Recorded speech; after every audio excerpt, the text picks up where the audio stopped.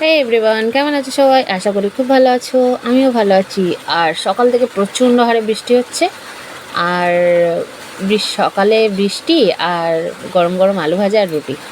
তো গ্রামের আমাদের দেশের বাড়ি থেকে তোমাদের দাদাভাই রেশন তুলতে গেছিলো। ওখান থেকে কিছু আটা নিয়ে এসেছে, 4-5 প্যাকেট মতন আটা এনেছিলো। তো সেগুলো তো রেখে দিলে পোকা হয়ে যাবে।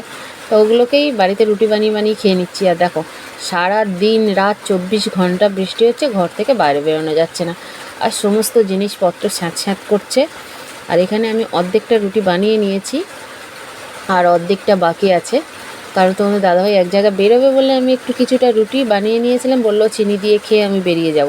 কিন্তু সে তো আর হলো না, সে বেরিয়ে গেল। আর আমার তারপরে ওগুলো করছিলাম। আর এখানে দেখো, সোনাই, আমি যেহেতু রান্না করব তার জন্য করে সোনাই এখানে স্ট্যান্ডটা ফিট করছিল, কারণ ও ক্যামেরা ধরে থাকতে পারবে না। আর আমি যদিও একা একা ক্যামেরা ধরে ভিডিও করি, তো ওই সোনাই এসে পড়তে বসবে, যেহেতু ওর এক্সাম চলছে, তো তার জন্য করে ও মানে ক্যামেরাটা আমাকে স্ট্যান্ডে ফিট করে দিয়ে গেল।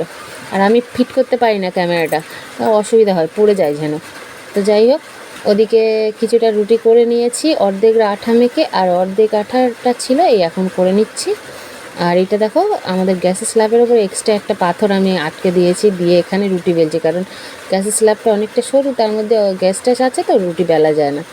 আর আমার রুটি বেলুনিতে আমি বেলতে পারি না, এরকম একটা পাথর হবে আমার খুব ভালো লাগে। আর আমার কাঠের রুটি বেলুন, তো তাই জন্য করে আরও পারি না। তো যাই হোক, এখানে এদের সোনাই আর ডাক্তারদা আমাদের দেশের বাড়িতে যাবে বলে মানে সকাল থেকে সবাই বলছিল, তো তার জন্য দুজনে বলা বলি করছে। আর আমি ওই জন্য হাসছিলাম। বলছিল দেশে মানে আমাদের গ্রামের বাড়িতে বাঘের মাংস খেতে যাবে, এরকমই একটা ওরা দুজনে আলোচনা করছিল যে কাকু চলো বাঘের মাংস খেতে গেলে না তো? তা ডাক্তারদা বলছিল রবিবারে যাব। বলে না, যদি এখন যাও তাহলে যেতে পারো, নয়তো পারবো না। তা আমি তাই ওদের দুজনের কথা শুনছিলাম আর হাসছিলাম। আর এখানে দেখো, মানে কি বলবো, অর্ধেকটা রুটি হয়ে গেছে। আর সারাদিন এমন মানে আকাশটা মুখ কালো করে বসে আছে, কাজ করবো কি, কিন্তু এদিকে এত গরম, তার মধ্যে বৃষ্টি হচ্ছে, ভাল লাগে না আর। তো ভাবলাম অনেক দিন ব্লগ ছাড়া হয়নি, ব্লগ হয়তো করে রাখি, কিন্তু আসলে ছেলেটার পড়াশোনার জন্য তো আমি ঠিকঠাক ব্লগগুলো অ্যাডজাস্ট করে মানে সাজিয়ে গুছিয়ে ভয়েস দিতে টাইম পাই না।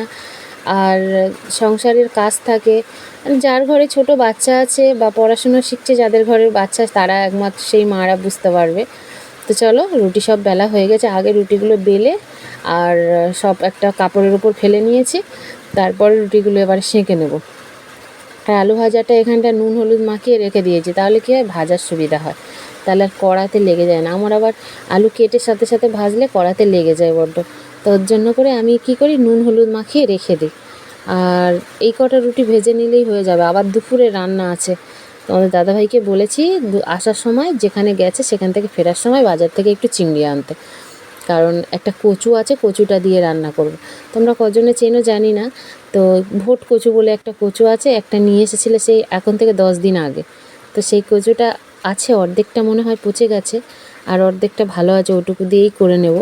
যদিও সোনাই কচু খুব একটা খেতে চায় না, তোমাদের দাদাভাইও খুব একটা কচু খেতে চায় না। কচু আমি পছন্দ করি খুব, ওল কচু এগুলো আমার খুব প্রিয় খাবার, এগুলো আমি খুব পছন্দ করি। আর আজকের কেন জানি না রুটিটা ঠিকঠাক ফুলছে না। এই রেশনের আটার রুটিগুলো সত্যি বলতে খুবই সুন্দর ফোলে, আমার ওই জন্য খেতে খুব ভালো লাগে। আর আমি রুটি খেতে ভালোবাসি, আসলে করতে টাইমের মধ্যে করে ওঠা যায় না, যার জন্য করে রুটি খাওয়া হয় না, রাতে ভাত খেয়ে নেওয়া হয়। কিন্তু আমার রুটি খেতে ভালো লাগে ভীষণ, সকালে রাতে রুটি খেতে আমার খুব ভালো লাগে। তো আমি এখন রুটি করি একটু বেশি করে, যেদিন রুটি করি সকালে, সেই দিনে আমি কিছুটা রুটি বেশি করে করি, 4-5টা রাতের জন্য রেখে দিই। তো এখানে দেখো, আমি এই কাপড়টার মধ্যে রুটিগুলো সব বেলে নিয়েছি। তাহলে একটা কাপড়ের মধ্যে যদি রুটিগুলো বেলে নেওয়া যায়, তাহলে রুটিটা আর মানে কি বলবো, একটার সাথে একটা লেগে যায় না, যেরকম হয় না হয়তো দেখবে। আর এখানটা দেখো, দুই ভাই বোনে কেমন ঘুমাচ্ছে পড়ে পড়ে, মানে বোনের গায়ের উপরে ভাই মাথা দিয়ে ঘুমাচ্ছে।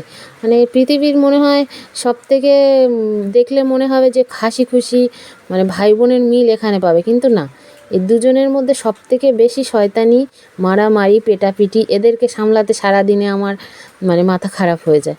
দেখো, দাদাকে তুলে দেবে, বারবার হাত দিয়ে লাথি দিয়ে ঠেলে ঠেলে সরিয়ে দিচ্ছে।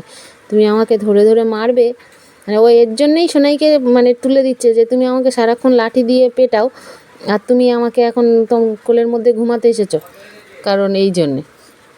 তো আর দেখো তোমাদের দাদাভাই চলে এসেছে, আর আসার সময় ওর সামনে কোনো একটা গাছে থেকে একটা তাল পড়েছিল, তালটাকে নিয়ে এসেছে কুড়িয়ে, আর সঙ্গে এই যে চিংড়ি এনেছে, চিংড়িটা দিয়ে কচু রান্না করব। আর এদিকে ভাত বসিয়ে দিয়েছি দেখো।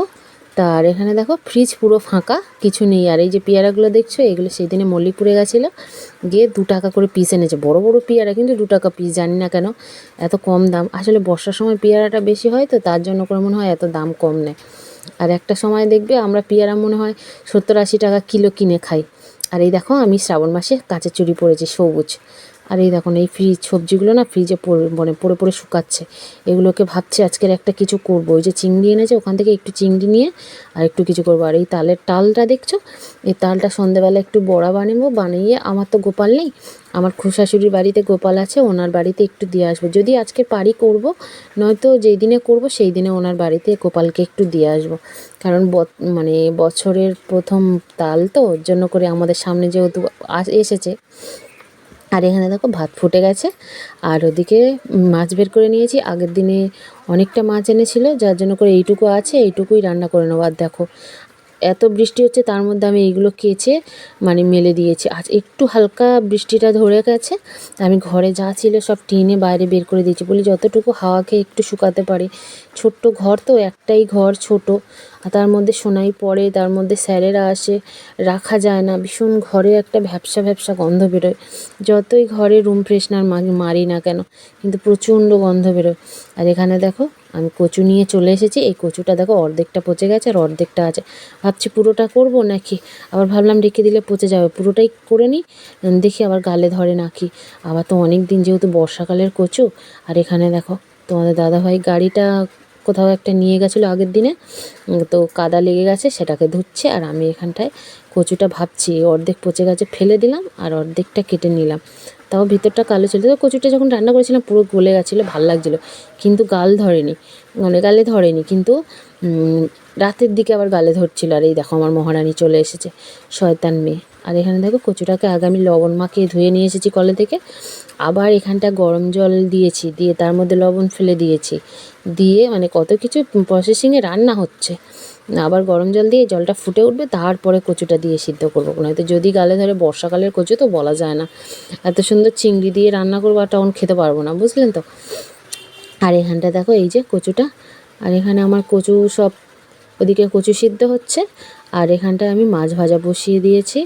তো আর সবথেকে বড় কথা, কচু পছন্দের জিনিস হলে কী হবে, 30 টাকা দিয়ে চিংড়ি কিনে নিয়ে এসেছি, এবার যদি পুরো কচুটাই ফেলে দিতে হয় খেতে পারবো না, অতগুলো টাকার চিংড়ি নষ্ট হবে, তাই না। ওই জন্য করে একটু ভাবনা চিন্তা করে একটুখানি রান্না করা আর কি, যেহেতু আমি একটু সংসারী হয়ে গেছি এখন, লক্ষ্মী মেয়ে হয়ে গেছি তো তাই। তো যাই হোক, আর এখানটা দেখো সোনাই আমাকে কিছু একটা বলছে, আমি উত্তর দিচ্ছিলাম, তবে ওর দিকে তাকিয়ে থেকে হাসছিলাম। তো যাই হোক, এখন বলতে পারছি না, মনে পড়ছে না যে কী বলছিল অ্যাকচুয়ালি ও আমাকে।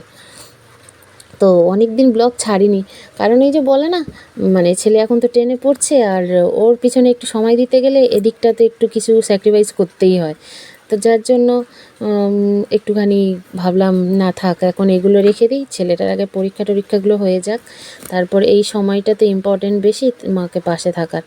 আর তোমাদের দাদাভাই তো মানে ওর ছোটো থেকেই কোনো দিন ওর পড়াশুনো নিয়ে অত মাথা ঘামায় না, যা কিছু আমি। আর এখানে দেখো মাছ ভাজা বসিয়ে দিয়েছি। আর আমার এই কড়াইটা না, সবাই খালি কমেন্টে বলো দিদিভাই তোমার এই কড়াইটা কি ননস্টিকের? না গো, ননস্টিকের না, এটা হচ্ছে একটা মানে কড়াই আর কি। তো কড়াইটাকে মানে তোমাদের দাদাভাইয়ের কাজের সাইডে পাঠিয়েছিলাম, ওখানে সব মানে না ধুয়ে মেজে এরকমই কালো হয়ে গেছে, কিন্তু কড়াইটা আমার খুব সুন্দর মাছ ভাজা যায় আর কি, ওর জন্য করে এই কড়াইটাতে আমি রান্না করি।